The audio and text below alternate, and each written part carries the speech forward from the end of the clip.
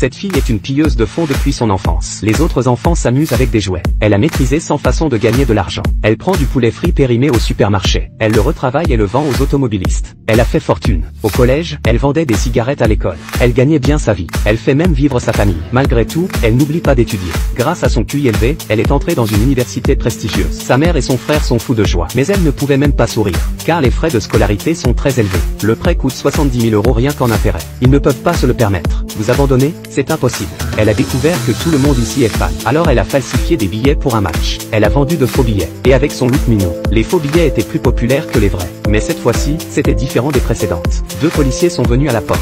Elle a été condamnée à 40 mois de prison pour fraude. Même en prison, elle n'a pas retenu la leçon. Elle a recommencé à vendre des yaourts. Avec l'argent qu'elle a gagné, elle a acheté un tas de livres. Elle a utilisé sa cellule comme salle de classe. Elle a commencé à étudier seule. Elle voulait devenir une femme riche. Mais un coup de téléphone de sa mère lui a brisé le cœur. Pendant ce temps, ses frais de justice et ses amendes ont fait boule de neige en une dette énorme. 1 an plus tard, elle s'en est bien sortie. Elle est sortie de prison plus tôt que prévu. Mais le premier jour de sa sortie, elle a reçu un appel d'un agent de recouvrement. Ce à quoi elle ne s'attendait pas. L'autre partie a pris l'initiative de réduire sa dette initiale de 30 000 à 5 000 €, à condition qu'elle puisse la rembourser immédiatement. Un cerveau intelligent est vraiment différent. Elle a immédiatement trouvé une opportunité d'affaires. Il a commencé à la cajoler. Il s'avère que chaque agent de recouvrement, ils recevront une commission de 10%. Cet argent est trop beau pour être vrai. Mais il y avait un autre problème. Une dette de 30 000 $ devient 5 000 $. La banque perd de l'argent, n'est-ce pas? Pour comprendre ce qui se passe, elle s'est adressée à une société de recouvrement. Il s'avère que la banque a beaucoup de dettes chaque année, de quelques centaines à des dizaines de milliers. Les débiteurs sont tous comme elle. La banque vend ses dettes aux sociétés de recouvrement avec un rabais de 10%. C'est à eux de décider combien ils récupèrent. Elle a fait un pari avec le propriétaire d'une agence de recouvrement de créances. Si elle réalise la meilleure performance dans un mois, elle effacera toutes ses dettes. Si tu n'y arrives pas, tu devras rembourser le double. Il ne pensait pas que la jeune fille en face de lui pouvait exercer ce métier viol. Mais elle a donné une leçon à ses patrons dès son premier recouvrement. Elle a reçu la facture de la dette. Elle ne s'est pas précipitée pour appeler. Elle a commencé à enquêter sur les antécédents du débiteur. Elle a découvert que le débiteur était un fils à maman peu professionnel. L'autre partie a déclaré avec arrogance qu'elle ne voulait tout simplement pas payer. La fille lui a dit directement que s'il ne payait pas, elle appellerait sa mère. L'homme a tout de suite eu peur.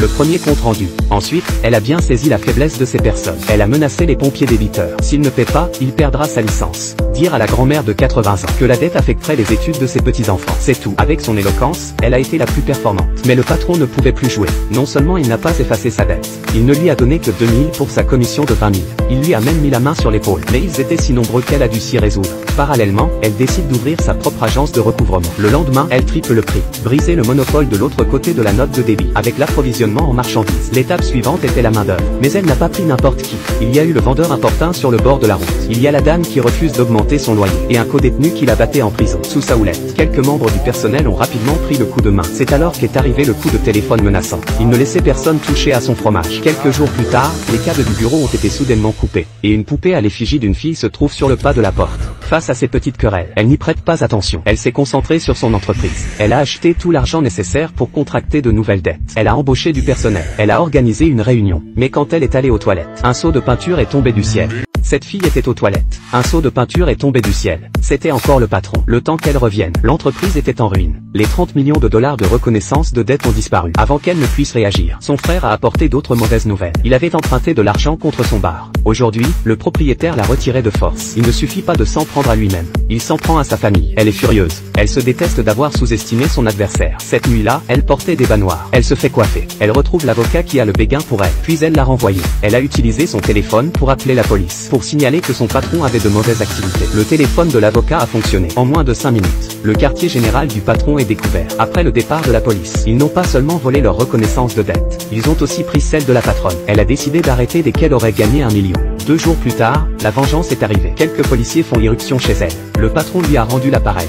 Il l'a dénoncé pour fraude fiscale. Tout l'argent qu'elle avait durement gagné a été confisqué. À ce moment-là, elle est furieuse. Elle s'est vengée avec un pistolet. Mais le patron avait l'air si content de lui. C'est ce qu'il voulait. Le bruit a attiré la police. Elle est retournée en prison pour avoir un pistolet. En prison, sa mère avait l'air déçue. Elle a toléré le comportement de sa fille pendant des années. Mais elle n'a pas pu ramener sa fille à la raison. Depuis qu'elle est enfant, elle gagnait chaque centime par opportunisme. Elle n'a jamais pensé aux sentiments des autres. Il y a beaucoup de gens qui ont besoin d'être punis. Mais d'innombrables familles ont vu leur maison saisie à cause des taux d'intérêt élevés. C'est mal de devoir de l'argent. Ce type de collecte violente est-il justifié? Même si vous voulez vous débarrasser de la pauvreté, on ne peut rien faire pour sortir de la pauvreté. Quelques jours plus tard, Elle a été libérée sous caution par un avocat qui avait le béguin pour elle. Mais elle réunit tous les recouvreurs de dettes, y compris son patron, et décide de s'allier contre les flics et le fisc. Après son discours passionné, ils ont tous répondu à l'appel. Mais le patron a trouvé une caméra cachée dans le mur. Ce qu'il venait de dire était la preuve d'un crime. Avec son aide, la police a fait disparaître la chaîne qui fonctionnait depuis des années. Puis elle a mis le feu à $1 milliard de dettes.